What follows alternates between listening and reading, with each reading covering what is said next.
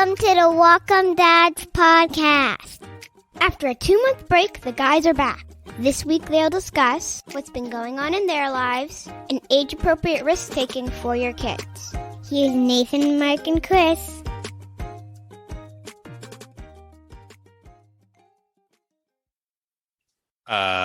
Do we remember how to do this? No idea. Has it been a while? It's been a while. October 30th was the last time we podcasted. Really? That doesn't seem that long ago. That's 8 weeks ago. That's 4 holidays ago. Wow. Christmas, New Year's, Thanksgiving, Halloween. Wow. So really, the last time we met, we were talking about candy bars. We were talking about candy bars, among other things. Yes. Wow.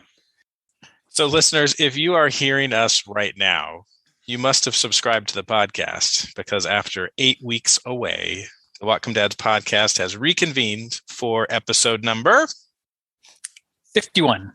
51. 51. This podcast is almost as old as I am. We're getting close, aren't we? Wow. Getting close. What did you miss the most in the last 8 weeks of not podcasting? For me, actually catching up with you guys. Yeah. I was thinking the exact same thing. Nathan, was probably the week between Christmas and New Year's. I realized I haven't seen or talked to Chris or Nathan. It seemed like forever. Mm-hmm. And it just hit me. And I realized, oh, okay, we're going to get the podcast going again. That'll be nice to see them kind of get caught up once again. So that was weird. You're right, Chris. It just, when you got into that groove of every week spending an hour together, and then it just stops. It was kind of hard. Yep. You know, funny enough, I had people ask me what was going on. Really? Uh-huh. More than one person? Like, 2 people.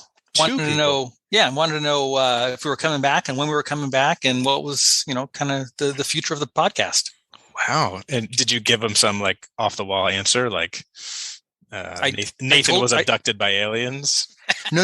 I told him that Chris and I were holding out for a bigger contract, and that you were playing hardball, and that we were having a hard time with the whole negotiation thing.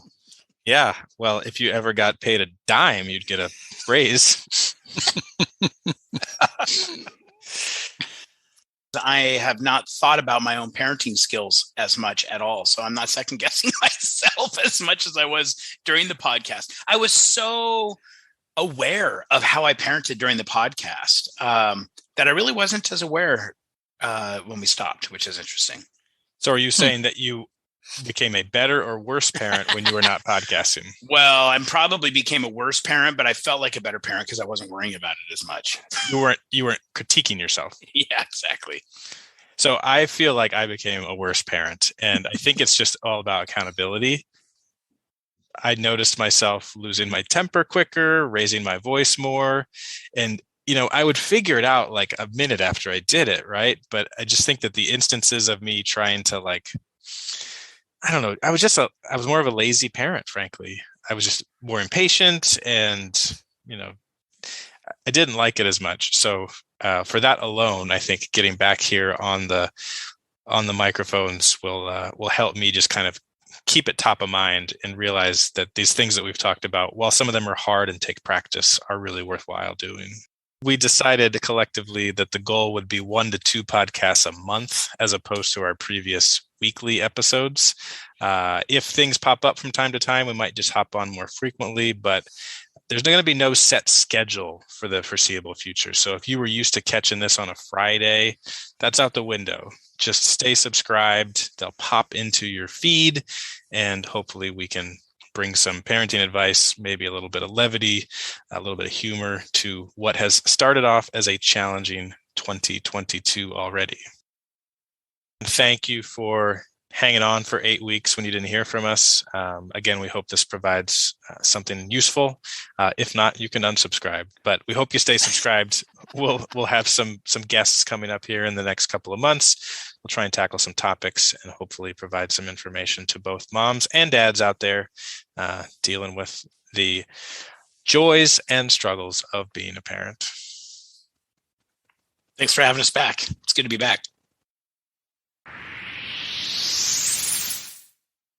Your life can change in an instant. Car accidents impact all aspects of your life and lead to pain and suffering, medical bills, and time missed from work. Robinson and Kole, attorneys in Bellingham, can help. They have represented thousands of clients since 1979. They also handle other types of injury claims, including workers' compensation. Consultations are always free and are available in Spanish. Robinson and Kole. When you need us, we will be here. All right, so we talked about we missed 4 holidays together, and we did what I thought was a pretty fun candy bracket. And I just wanted to ask if anybody had any candy over Halloween that changed their thought process. Did you move something up? Did you move something down? Did you discover something new? Or did you just not eat any Halloween candy?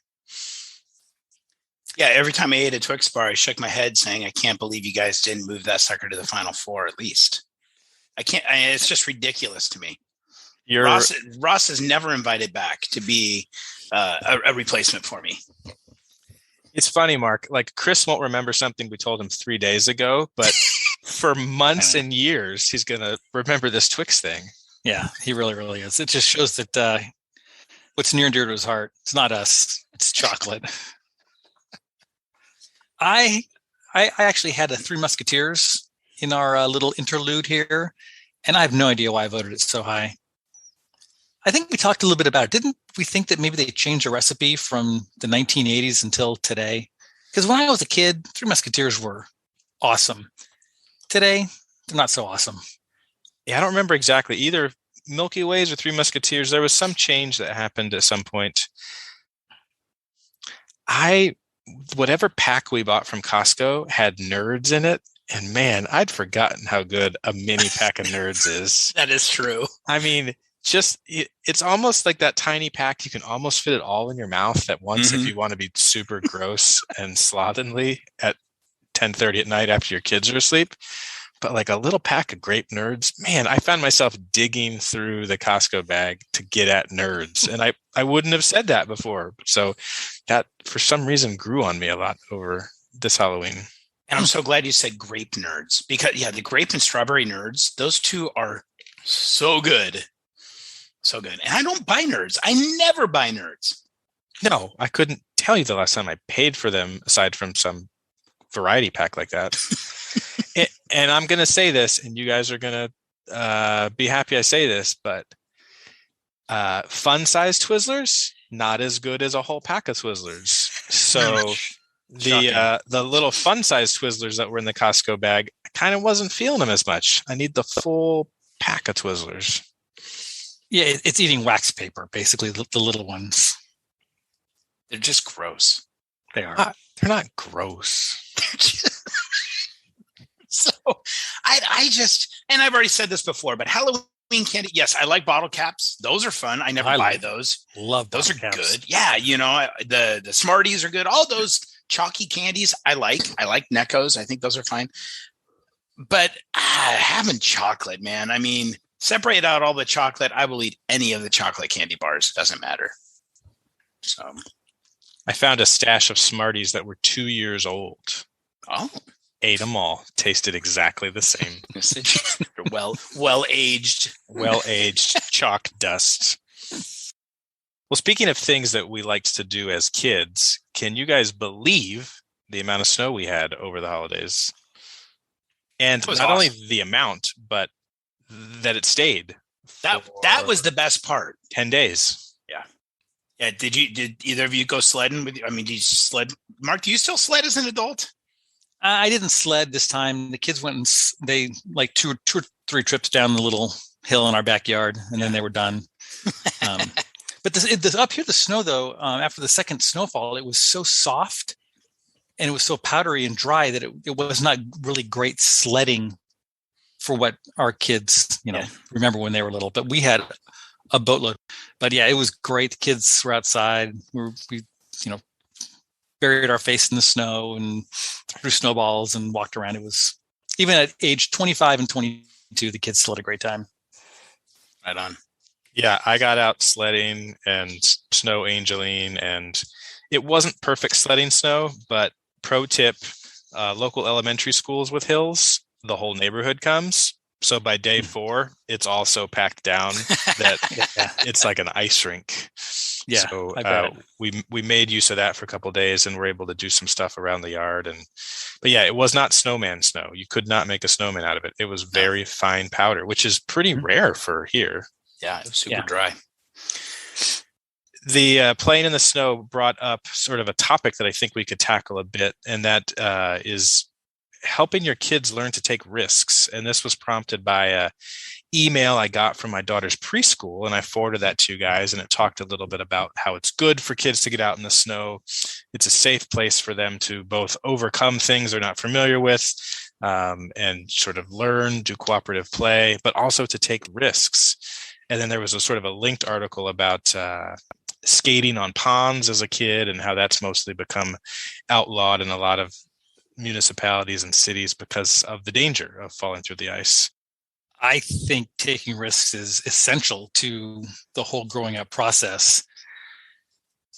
You gotta know what the limits are. You gotta get out of your comfort zone every once in a while. And I mean, there's got to be limits, of course. There's got to be some kind of guidance along with it. But if you don't take risks as a kid, I think it could really hinder you as you progress through high school and college and relationships and careers. Because I think if you look back, the number of what you would call risks that we've taken in our lives have led us to where we are today. And sometimes you just got to take a chance. And I think when you're young, that's the time to do it. Yeah. Yeah, I agree, Mark. Amy and I would call them age appropriate risks, just these little risks for their age. And one of our favorite memories was as you both know, we live like a 2-minute walk to Berkeley Hagen. And you can't see Hagen from our house. And when Lexi turned 10, she had asked if she could go to Hagen and buy some eggs for us or whatever. And I told her, I said, yeah, you can do that. And I told Amy, this is no different than like walking literally a block to a friend's house, down the street. It's just on the trail. But because it's on the trail, it seems scarier, and because you can't see it. And so Amy and I sat on the driveway and watched her go away. And I'm all good. She's going to be great. We know the checkers at Hagen. They're going to keep an eye on her. And right when she got out of sight, Amy looked at me and she said, feel my hands. And her hands were so sweaty. She said, you literally need to go right now and follow her. Don't let her see you, but you need to follow her and make sure she's okay. And of course I did. And she did not see me, and she did great, So it was one of those mini baby steps. That was hard for us even as parents too, but I'm glad we did it. Yeah, I think taking risk sort of dovetails a little bit with what we talked about in one of the prior episodes about sort of helicopter parents, which maybe would be the opposite of parents who allow for risk, that are sort of taking all of the risk out for this fear and safety of their kids. But Chris, I really like the term age appropriate risk. We're at a point where our 8-year-old wants to cross the street by herself. And I think my wife's more willing to let her do it than I am. And so just sort of having that conversation with us and with her, about when's the right time and what does she have to demonstrate to us to be able to let her do that. But there are certainly other sort of less risky things that she can work her way up to do that. I think risk also allows for failure, and failure is important. I think looking back on my childhood, I sort of wish sometimes that I had had more failure, or I'd had more sort of adversity to deal with. Again, you don't want too much, but I think it helps build character, and it helps you sort of understand when you do succeed, it sort of is more meaningful when you've also tasted that failure. Yeah, you appreciate what you have, right? When you know what you missed out on or couldn't get. So I think that it helps build appreciation. Yeah, I think at every stage in life, our kids have taken risks, and I think they have been age appropriate, Chris, like you said.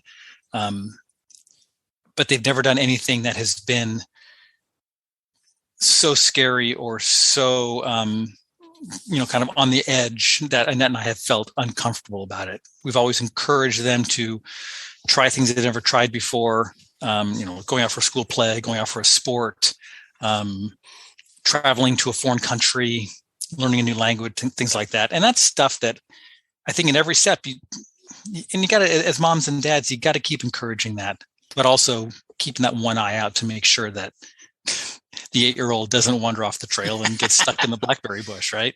Well, and I think that Amy and I keep reminding ourselves that the world is not as scary as we believe it to be.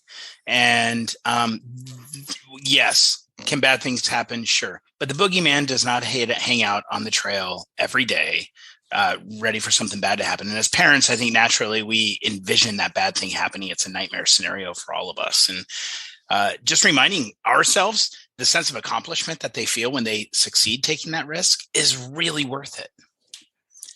And I think kids have different aversions for risk, are just born with it. Yeah. I have one child that jumped from the 8th step. Of course. Why wouldn't you?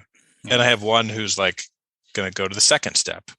And that's sort of just like a physical thing about it. But I think if you have a conversation with them and you gradually introduce risk, you can maybe work the kid on the 8th step down to the 5th step and work the kid on the 2nd step up to the 5th step to sort of make sure that they're both taking the appropriate level of risk, but knowing the kid. And I think also having the conversation with your spouse or partner, because if one of you just starts to impose these risks that the other one's still feeling a little uncomfortable with, you're going to cause a little friction in the relationship. Sure. Mark, who's a bigger risk taker, Ben or Allie? I was just thinking about that.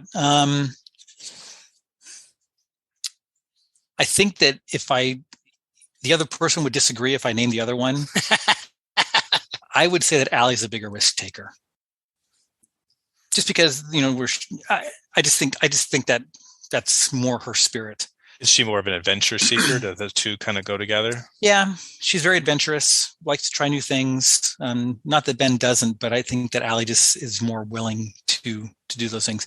I was very risk averse, probably still am, as a kid growing up. And when I hear stories of what people did, some of the things you've talked about, Chris, with your brothers and the crazy things you've done, sometimes I'm regretful that I didn't do more as a kid and as a teenager. It's kind of a little FOMO, that I didn't maybe experience as much of life as I could have because I didn't want to disappoint my parents or didn't want to get in trouble or, didn't want to do something that was not expected of me. So I wish I would have taken more risks, and maybe because I feel that way, that I've allowed my kids to have a little bit more freedom and just do things that typically maybe I would not have done. So maybe I'm living a little vicariously through them. And in hindsight, then, what could your parents have done to encourage you to take more risk? Growing up in a Catholic guilt family, I'm not sure there's anything. I don't think they would have known any different or known any better. But they weren't risk takers either. They, just were very careful with everything that they did, and that's just kind of the atmosphere I grew up in. And I think Annette grew up in a family that was a little bit more adventurous and were allowed to go out and kind of explore and do things on their own and just kind of get into trouble or see what was out there. And so I think maybe our kids have this mixture of the two of us, which is probably good for them. But I wish I would have done some things a little bit differently. I mean, I don't live in regret every day, but maybe I would have had a little bit more fun. Sure. It's interesting you mentioned that too, Mark, because I also, because I was such a risk taker, I have to be conscious that I'm built differently than my kids, and they don't have that same adventurous, let's try to sled down this forever hill, or ride our bike down even though there's no brakes on it or whatever it might be, and and Lexi is without a doubt the one who is not the risk taker. Alyssa is she's looking at me right now like, really? What? It's true. Alyssa is the bigger risk taker. And I think part of that, and I wonder if part of that also goes with being a younger sibling. I had my older brother to follow along, and I saw him do something and I tried it myself, even though I was a couple of years younger, so. Well, I'm going to read a little bit from some articles that I will link to in our show notes, just to sort of give a little context to what the quote unquote experts are saying. They define risky play as referring to unstructured environments where there are perceived elements of danger.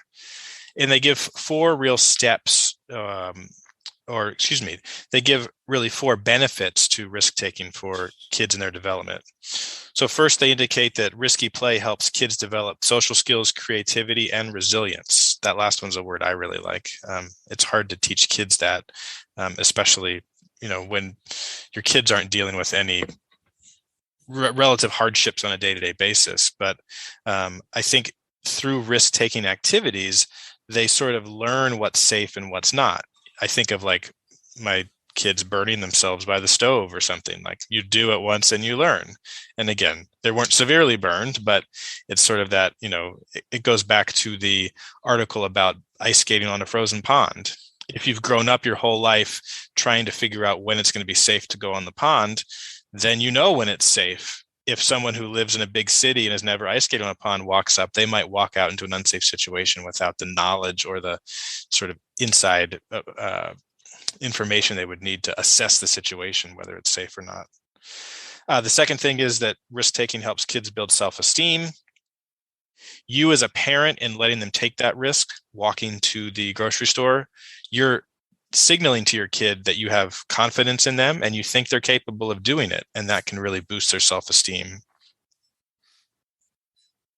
And then, Chris, to follow up on what you said, the things that we think are risky actually aren't always as risky as we think they are. This article says that playing outdoors actually isn't as risky as we think it is. Yes, there are head injuries and bad things that can happen, but when you sort of do the math, they might be just as likely to hurt themselves falling down the stairs in the house. Yeah. Let's talk about risk-taking as a teenager. So I remember the biggest risk-taking then was like asking a girl on a date. And it was, that maybe teenage years and college years, like the fear of rejection, right? And you sort of like do that little dance and you just at some point just kind of have to go for it.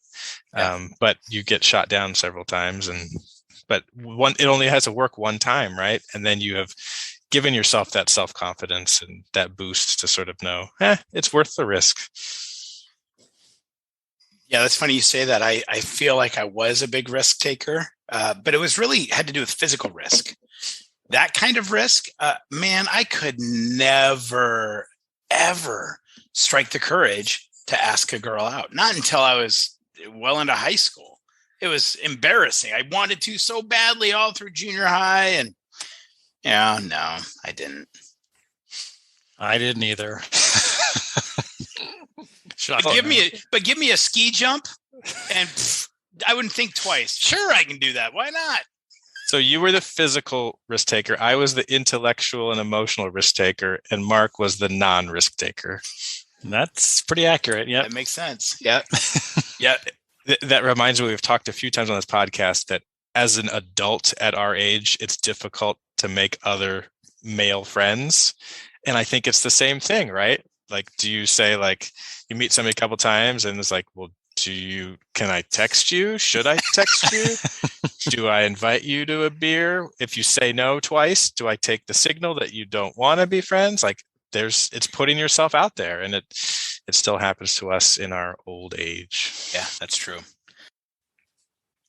Well, we'll put some links into the show notes, and we'd be interested in you listeners letting us know your thoughts on age-appropriate risk and the benefits it might have for our kids. So to wrap up, let's talk New Year's resolutions. And I have a treat for you. Ooh, last year, Chris and I recorded New Year's resolutions. Mark opted out. He's not a believer. And so I want to play those for us, and Chris and I can see how we did. Now, note, this segment never made it into an episode. It hit the cutting room floor. But here we are, 1 year later. I'm going to play back what you and I said, Chris. So this year I want to spend less time scrolling through my news feed on my phone. It's the same stuff. We live in this big, amazing, complex world, and my little bubble that an algorithm puts together for a news feed for me doesn't really add a lot of value, I've noticed, to my daily life. And so I want to replace that with reading more books. And I will say, I just finished The Making of Caddyshack, which was a real joy. And I am almost done with a new book that just came out this year called Pappyland that my good friend Nathan Dwyer gave me for Christmas, which is also a real joy. So I am finding much more joy in reading books than just mindlessly scrolling through news feeds on my phone. So, Chris, you indicated a year ago that you wanted to scroll through your feed, your social media feeds less and read more books. Grade yourself on 1 to 10, how you did. I'll give myself a 2 instead of a 1 because I probably did a great job for the first month. I failed miserably at that. I still habitually wake up, scroll through my news feed. Whenever I'm passing the time, I have my news feed, and I did not read as many books at all as I wanted to. So just like the New Year's resolution my parents had when they bought themselves a treadmill, which soon became a place for them to hang their wet clothes. My New Year's resolution last year was a complete failure. Well, let's listen to mine then.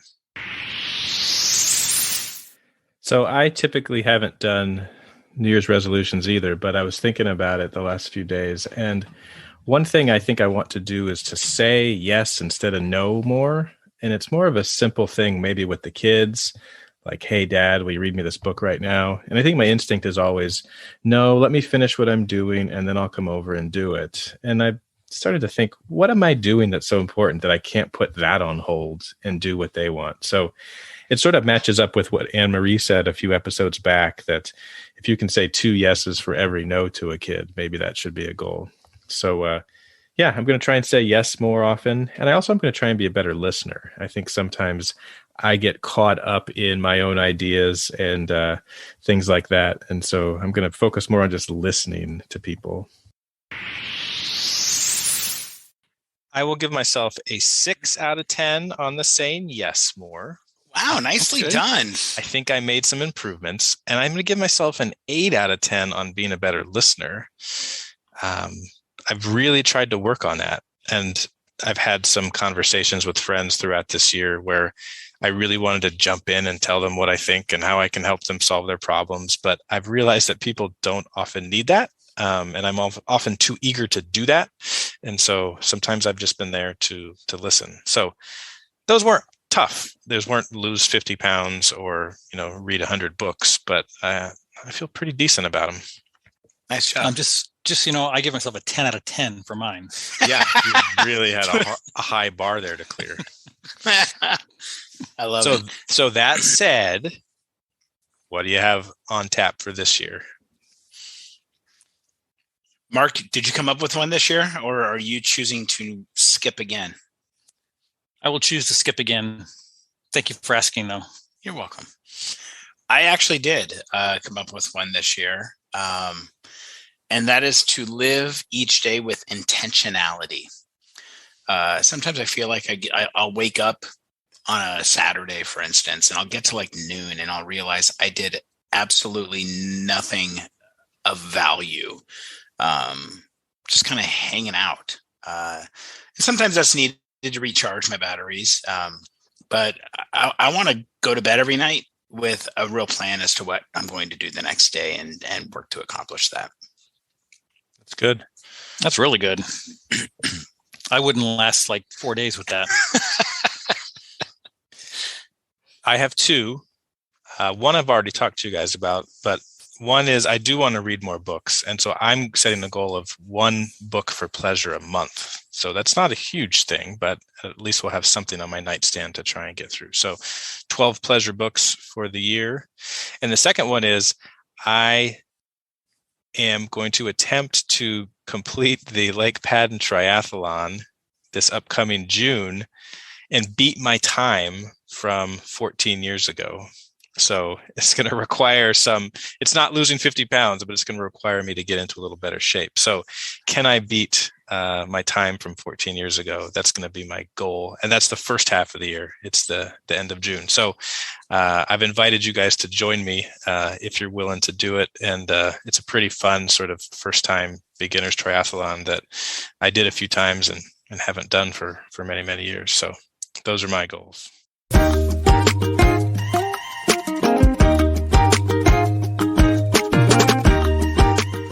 Thanks for listening. To reach the show, check out the Whatcom Dads Facebook page or email them at whatcomdadspodcast@gmail.com. See you sometime next month.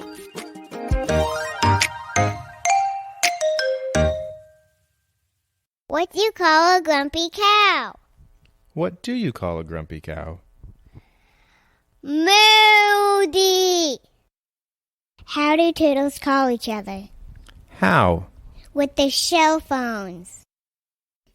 What do you call a snake that works in a bakery? What? A python.